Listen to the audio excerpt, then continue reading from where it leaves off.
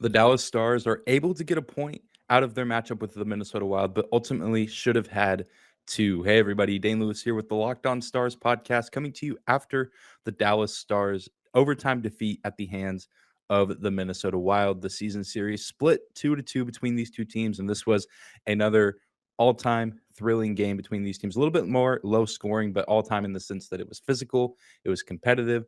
Guys were getting after each other, and there were some really great plays made by a lot of great players. Kevin Fiala has a big night for the Wild, scoring in the first period to put the Wild up 1-0, and scoring a shorthanded goal on one of the many Stars power plays throughout the game. And if you ask me, that ends up being the big difference maker in this game, because Dallas had done really well on their first power play, getting Jason Robertson to score a goal there to put the Stars back into the game, tying the game up. And then it looked like they had an opportunity to maybe get something going on their second man advantage, but it just was not meant to be. And Fiala gets the goal. Jason Robertson eventually does tie things back up.